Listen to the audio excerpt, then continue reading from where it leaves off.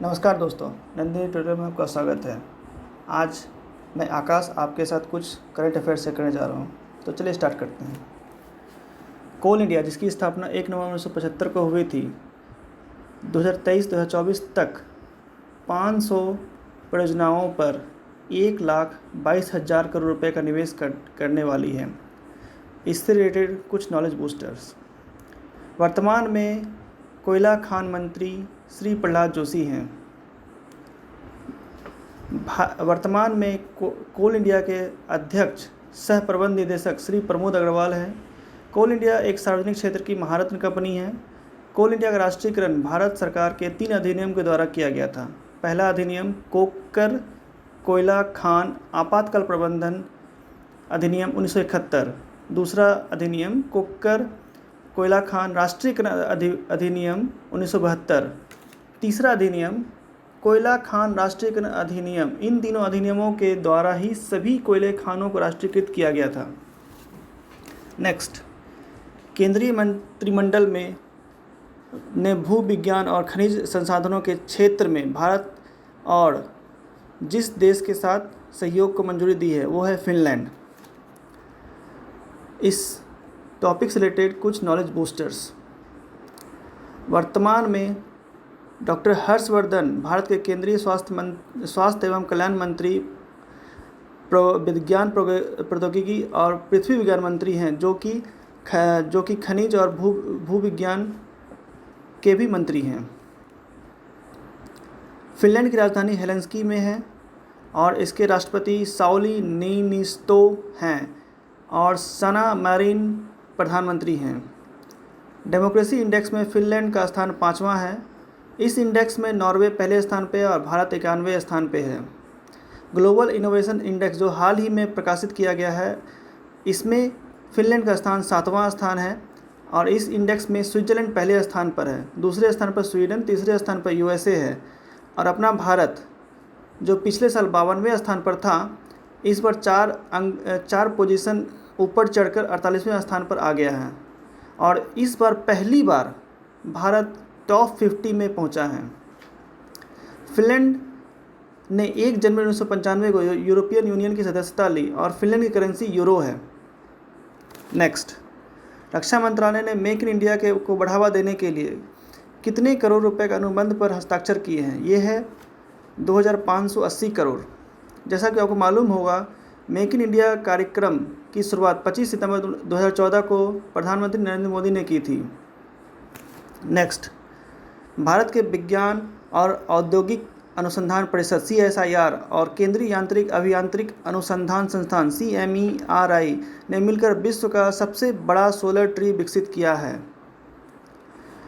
इससे related knowledge boosters.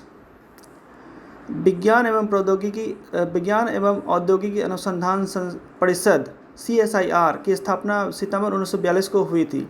वर्तमान में इसके director general doctor Shekhar C Monday हैं।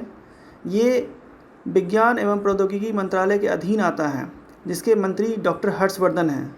CSIR के प्रेसिडेंट हमेशा प्रधानमंत्री होते हैं, जो कि श्री नरेंद्र मोदी हैं, और वाइस प्रेसिडेंट हमेशा विज्ञान एवं प्रौद्योगिकी मंत्री होते हैं, जो कि डॉक्टर हर्षवर्धन हैं।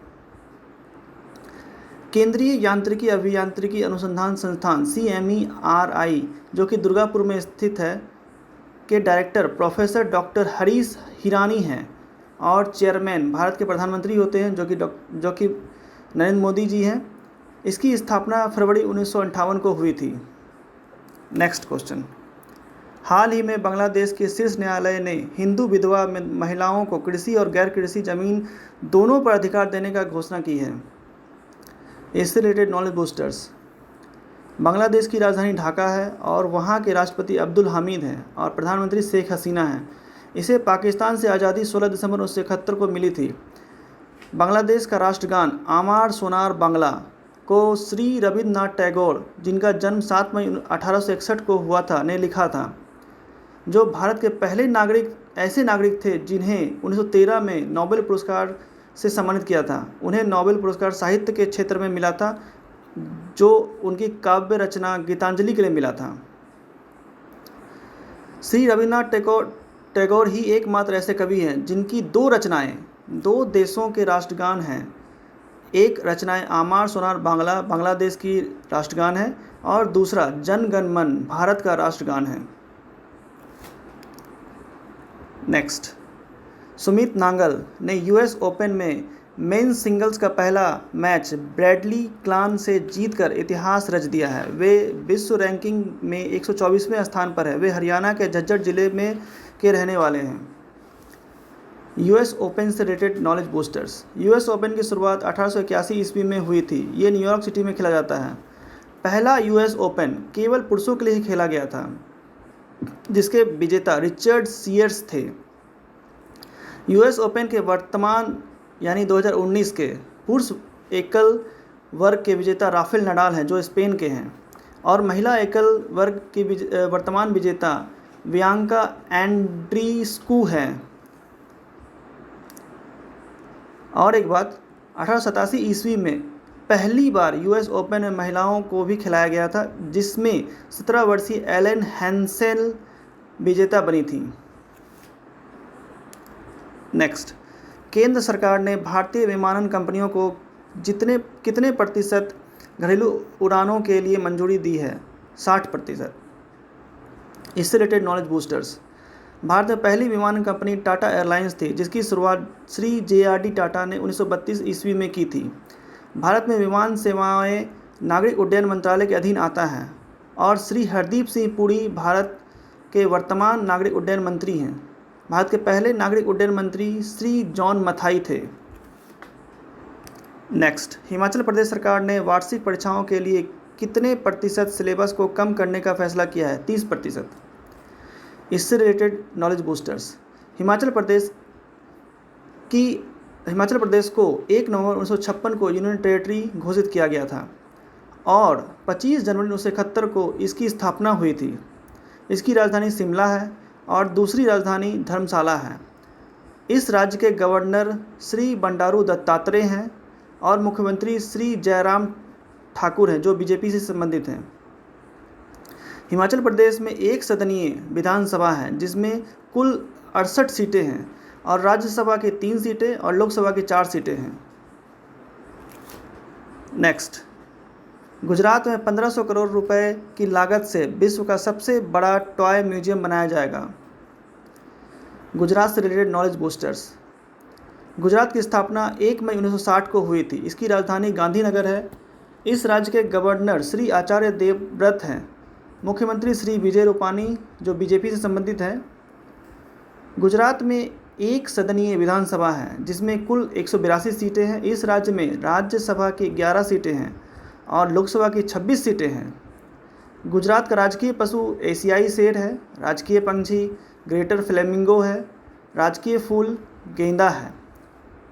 और एक बात आपको बता दूं कि गिर वन्यजीव अभयारण्य यानी गिर national park and wild life sanctuary एकमात्र ऐसा अभयारण्य है जहां एशियाई सिंहों का निवास है, जो गुजरात में स्थित है। नेक्स्ट, केंद्र सरकार ने कश्मीरी, डोगरी, हिंदी, अंग्रेजी और उर्दू भाषा को जम्मू कश्मीर की आधिकारिक भाषा के रूप में मंजूरी दे दी है। इससे रिलेटेड नॉलेज बूस्टर्स। भारतीय संविधान के भाग 17 के अनुच्छेद 344(1) और 351 के तहत संविधान की 8वीं अनुसूची में 22 भारतीय भाषाओं को जोड़ा गया है। शुरुआत में इसमें 14 भाषाएं थीं। उसके बाद संविधान में 21वां संशोधन 1967 को करके सिंधी भाषा जोड़ी गई। फिर 1992 में 71वां संविधान संशोधन किया गया, जिसमें कोंकणी, मणिपुरी और नेपाली भाषा को जोड़ा गया, और अंत में 2004 में 92वां संविधान संशोधन कर बोडो, डोगरी, मैथिली और सैंथली भाषा जोड़ी गई। तो इसी के साथ हमारा आज का करंट अफेयर समाप्त होता है। धन्यवाद। अगर आपको ये वीडियो अच्छा लगे तो लाइक ज़रूर करें और सब्सक्राइब करें और दूसरों को भी शेयर करें। धन्यवाद।